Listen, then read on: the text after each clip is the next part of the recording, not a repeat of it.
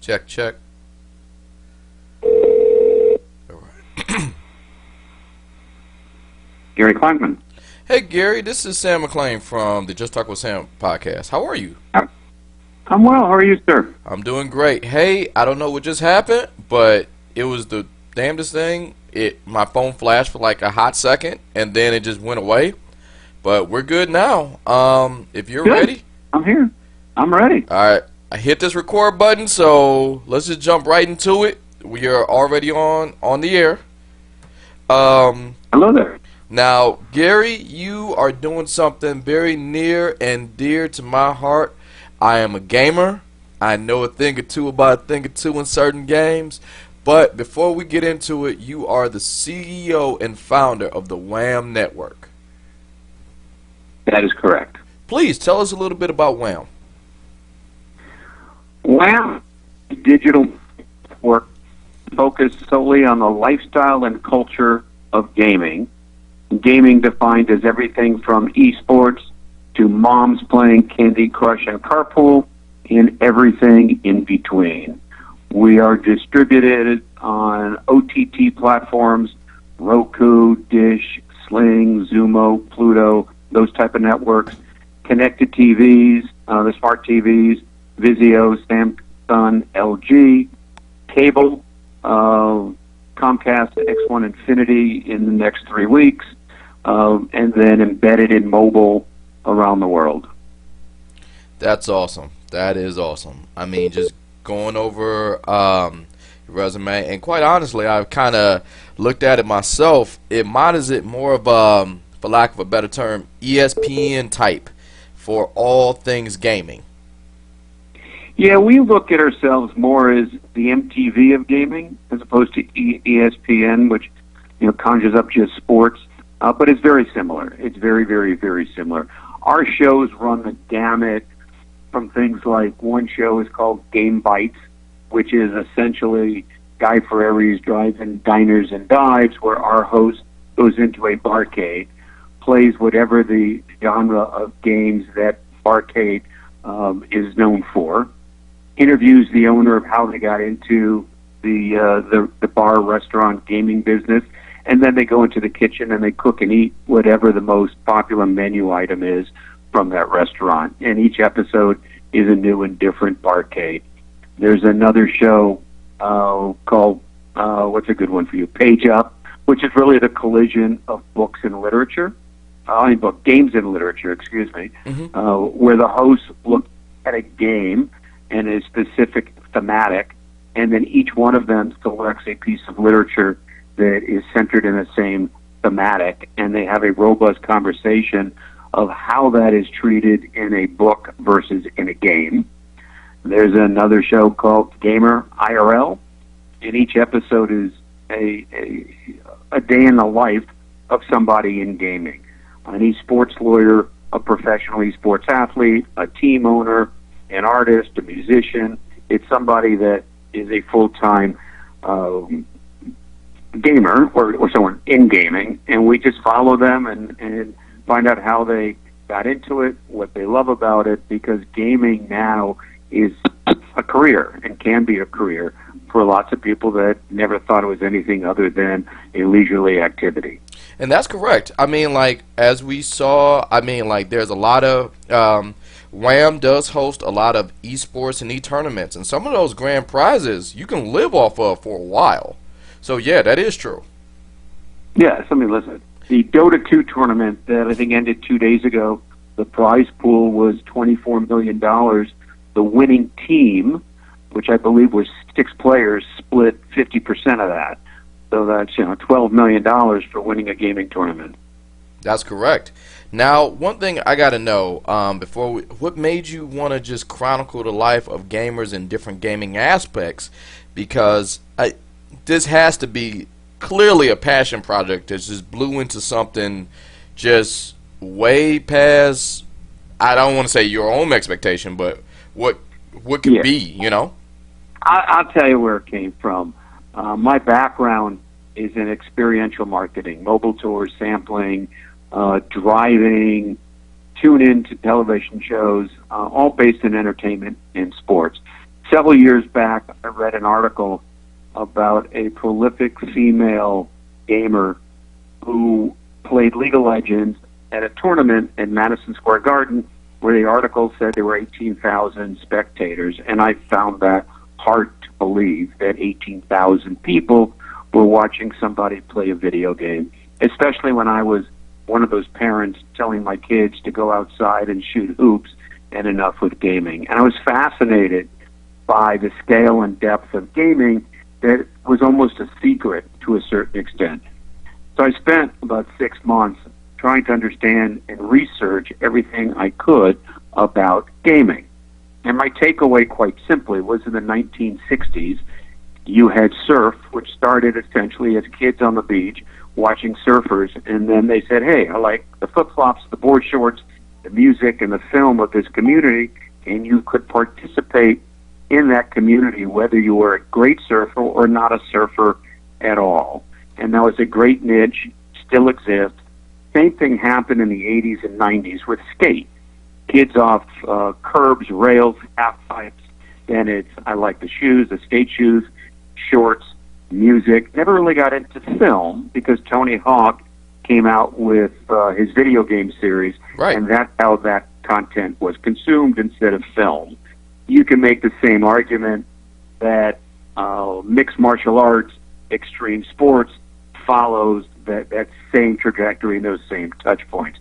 When you apply that to gaming, the differences are significant. Well, first of all, there's fashion, there's music, there's art, there's story, there's everything that you have in all the other examples.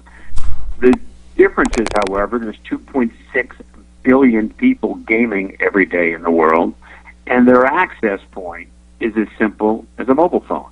Yeah. And it covers every single subject. So if you like sports, you can play FIFA, you can play Madden, you can play MLB. If you like first-person shooting games, you can play Call of Duty. If you like strategy games, you can play Minecraft. If you like mobile games, which is the single largest growth area in gaming, there's tens of thousands of games. There's a company called Skills out of San Francisco. They run 2 million daily tournaments for mobile games. Right. So you can touch everything and anything in the world in gaming. And I thought, wow, all these people are gaming. It's all about our lifestyle and culture. It is engaging. It's connectivity. It is a force for good.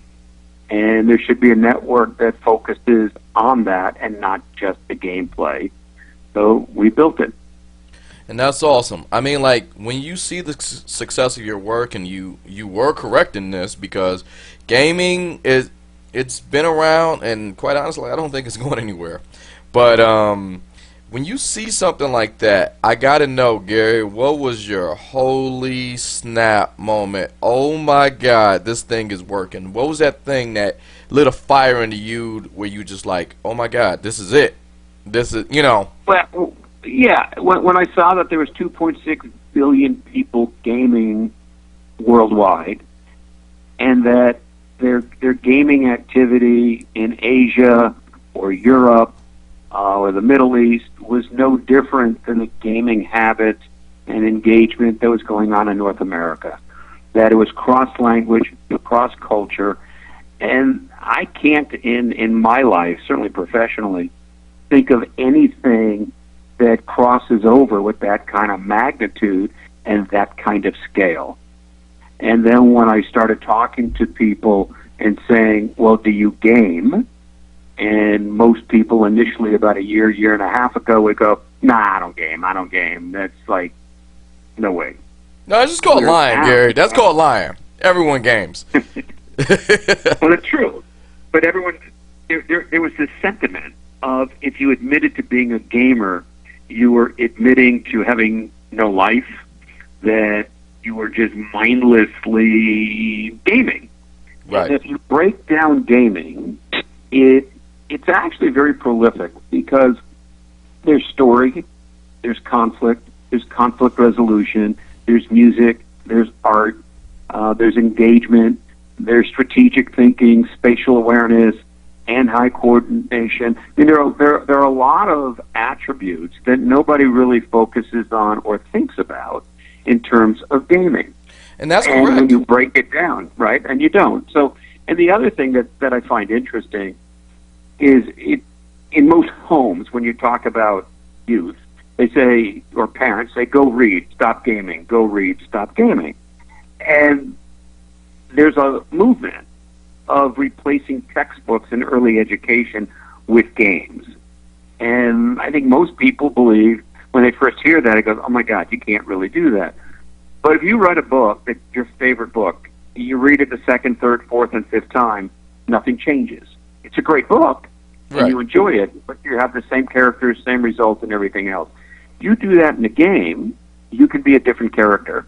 Your end may be different. The story's going to be the same, but you are actually impacting and effectuating potentially a different result, even though you're enjoying the same content. That's pretty powerful.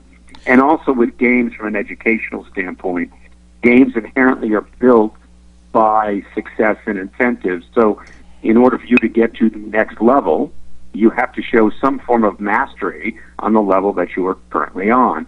And that then encourages not only learning, but skills. So games are not conflict with books. They are actually very complementary when balanced and used properly.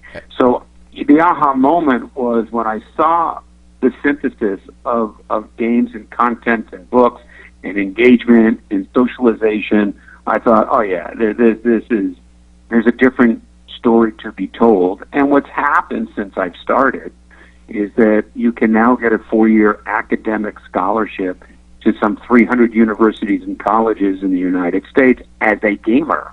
That's true. And That's that true. obviously is the legitimization of gaming.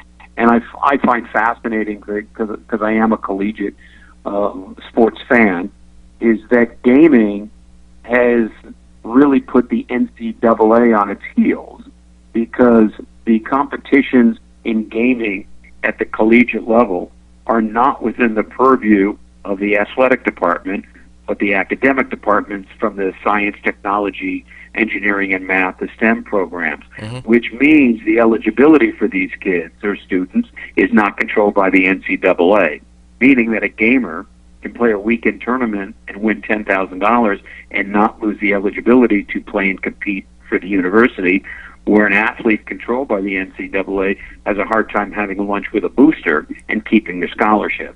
And so it's fascinating just from a sociological perspective that gaming has put the NCAA on its heels. And that's true, mainly because of all the reasons you just said.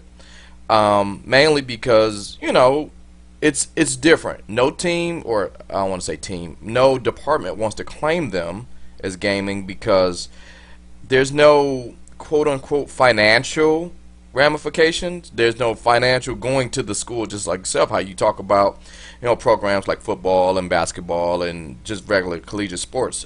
And quite honestly, the player themselves can, do that. Meanwhile, if you're a basketball player, best thing you can do to make some scratch is have a couple of quote-unquote legal pickup games. And hopefully that works out. Now, one thing about gaming that obviously it's been around. I want to pick your brain on this mainly because when you talk about like the show Gamer IRL and obviously the events that happened this weekend, that wasn't on my initial questions list, but I gotta say you are familiar with the Madden tournament. Of course. Okay. Yeah. My phone blew up yesterday as soon as it happened, with not only the WHAM employees and staff, our investors, press, everybody was sending texts and emails and going, oh my God, Jacksonville. So I'm very, very familiar with what happened. Tragedy, WHAM as a network, our heart goes out to all the victims, those that were obviously terminally, fatally, and those that were injured, but even as much so, everybody that was there that was also emotionally traumatized by being in a situation with an active shooter. Exactly. And like we talked a little bit about this before you got on the line. This is obviously not a reflection on the gaming community. Actually, this is just one crazy guy, one nut who doesn't know how to lose. I mean, you talked about Correct. gaming a minute ago when you talk about evolution. Yeah, it's a little bit about hand-eye coordination, but one thing, if you ain't learned nothing from gaming, is about determination, because you want to see that end result, and usually that end result being good. In this case, this was a person who, at best case, could not handle the pressure of losing. Sometimes you will lose. Correct. Look, Correct. like I'll put my personal story. I've got good friend of mine, William, used to beat me like I stole something every time I played Madden. You know what I did? I went home and I got better. And I didn't. I mean, the best I can say as far as a flare up of anger, it was more like, oh man, you know, you stand up, you know, you do the tropes, stand up while you're playing. You may, I guess, slam a controller. I think that's as best as far as it went, you know? Right. And, Right. yeah, so. Yeah, this is a significant societal issue. We're asked about this all the time. There are some sentiments that say that video games lead to violence. I can tell you that I grew up playing cowboys and Indians and cops and robbers and had miniature Civil War and Army toys, and we used to hit each other with it and everything else. It never translated to real-world activity where I wanted to physically harm anybody. So, same here. I grew up with Street Fighter and Mortal Kombat, and I never wanted to impale someone. Right. And then if you look at, without getting overly political, if you look at the world stage, the level of mass shooting, be it Park Lane, be it a club, a school, I think the single largest place of mass shootings is employment with disgruntled employees.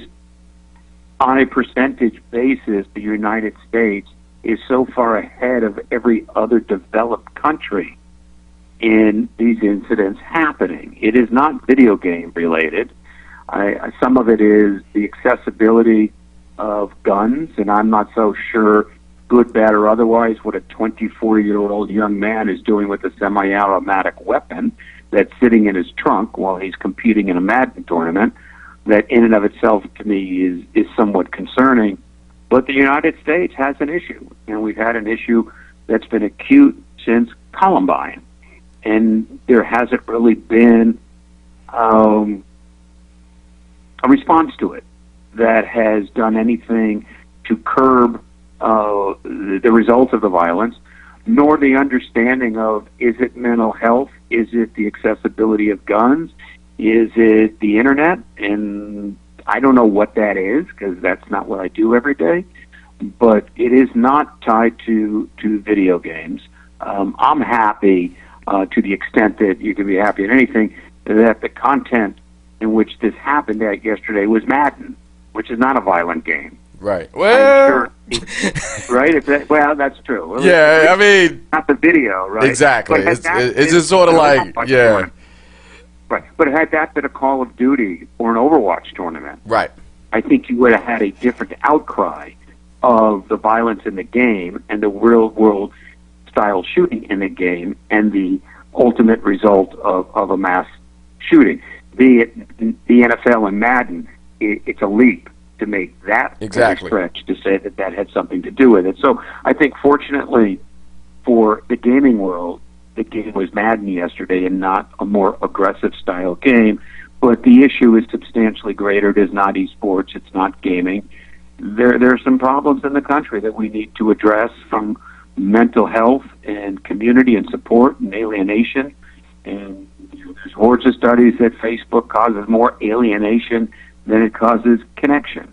And it's unfortunate and it's sad.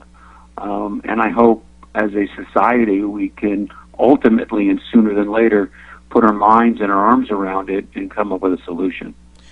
And that's awesome. And one thing I have noticed, as far as like the public statements and outcries of the gaming community, A lot of it is saying, hey, we're not like that. We detest that. We don't condone this. I've read statements from some of the gamers that was there, some of the gaming companies. EA clearly had to make a statement, and they were just saying, like, we don't condone these actions.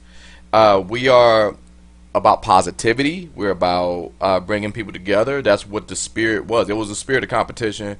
This just spoiled this whole thing. But what people are doing now is showing they want to rise against things of that nature, things of that magnitude, that gamers aren't what that person was. So that's True. that's one thing. I could tell you, as a founder of what is a gaming network, again focused on lifestyle and culture and stories and what have you in the gaming world on a global basis, the one of the most outstanding qualities that I have seen in the gaming population is their commitment to inclusivity. And I can give you a very, very, very wonderful story. We are working that will underscore that. We're working with a private school in Los Angeles about the creation of an esports gaming curriculum, elective curriculum for the kids, so that they not only game, but they'll learn about coding and story and art and music and everything about gaming. That's awesome. And the administration initially was resistant to supporting any kind of gaming curriculum. And by the time we sat and met with them some 4 months after we had sent them our original proposal and modifications, I sat down with the headmaster who said, when I first saw your idea and read your submission on behalf of the students, I said, there's no way. I'm 80% against having an esports gaming curriculum on this campus. However, she said, now I'm 80% in support of it if I can figure out the logistics. And she goes, I'm going to tell you why. And the answer to what made her go from non-resistance, essentially, to almost full support is Fortnite. And Fortnite is obviously the biggest game in the world right now. And she found that the outlier kids, and this is an elementary through high school student body, the outlier kids that started playing Fortnite, they were playing with everybody. So they're playing with the cool kids, the happy kids, the big, social groups and what have you.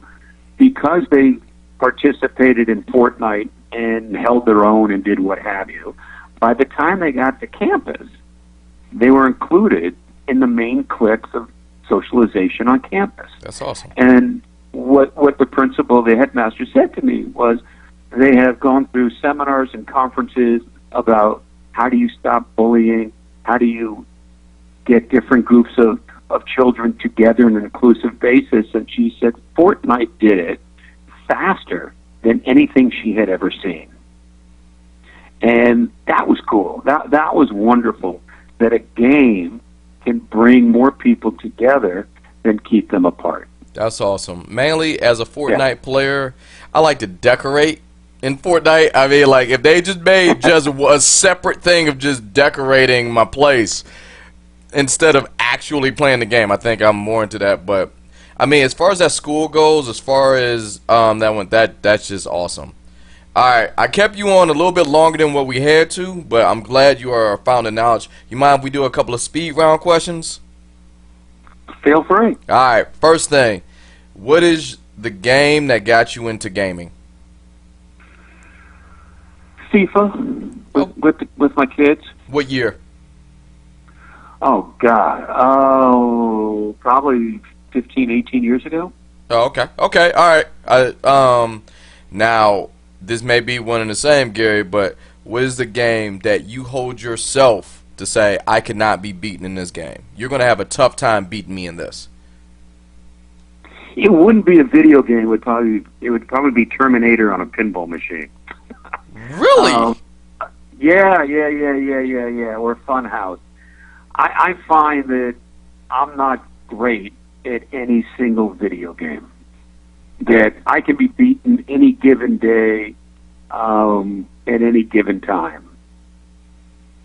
Okay. Now, obviously, you run a network. You got to be up on current trends, current events, what's happening. what game, because we're getting around that season where games are going to come out mainly, you know, the holiday season's coming up. What game this year are you looking forward to the most? You know, from where we sit as an independent and neutral and agnostic platform, it makes no difference. It's all content to us and the stories behind it. I think Fortnite still has legs. I think I'll tell you where I think the biggest excitement will come from is the proper inclusion of virtual reality in gaming, and whoever does that best will win. Okay. Because it adds another dimension. All right. And also, we talked about e-gaming. It's the last one.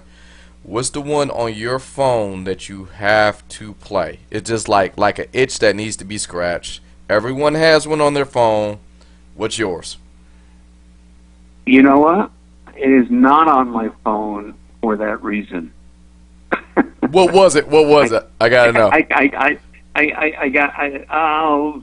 I think the simplistic way on a phone, because of the way my schedule works, from a game perspective, is Words with Friends, because it's easy to do and it doesn't go away. I still enjoy Tetris on my phone. It's old school, but it keeps me engaged. Yeah. But Gary, you just said you had to delete one. I need to know what that one was, because that's the one.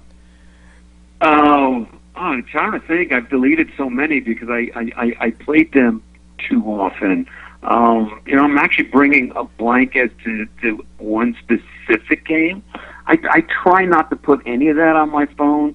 One, I hate when it draws the battery and then I have to have a conference call and I'm not connected. So I do it almost as a practical matter. And then I go, no, my gaming is somewhat personal for relaxation, and I tried not to do it on my phone. Smart man, because I've run into that problem a few times. And my game of choice was Star Wars, the Battlefront, the RPG, mainly because I had to move more from an action gamer to more of a strat guy because of that. Sense. That and Halo Wars. Oh my God, Halo Wars ate up a lot of time. Yeah, a lot of people tell me that Angry Birds did that for them. Oh yeah, Angry Birds, Candy Crush. Candy Crush. I mean, those are, and I hate the phrase, but a time suck that you just you just stay engaged. And I try not to use my phone that way. In downtime, yeah, I could play. I like Madden. I do default to a lot of sports games. I'm not a big first-person shooter game, even though I think they're fun and enjoyable. And I think my tastes change, and that it all, it's a good question. Well, hey, let's put it like this. Think about it. Gary, you are more than welcome back on this podcast. But before you go, please give out all your social media, because I want my guys to check you out. I want my people who's listening to check out WHAM. Everything, Gary, social media, whatever you want to throw out. Go ahead. Sure. We are, WHAM Network, which is a standalone channel. We're on Twitch TV, so if you go to twitch.tv/WHAM Network, you'll get the 24/7 feed. If you have Roku, you can search us on Roku, Zumo, Pluto, 3 weeks on Comcast. We do have social media channels, all the traditional Instagram, Facebook, what have you. You can go to our website, and if you want to meet other gamers, you can go to the iOS or the App Store and put in WIN, W-I-N-D, app, find gamers, and you'll find people to game with. Hey, Gary, thank you so much for just giving us a little chunk of your time. I know you're a busy man, but just thank you so much. Always, anything for you guys. Appreciate the time. Oh, thank you, man. You will. And keep gaming. I will. All right. Later, Gary.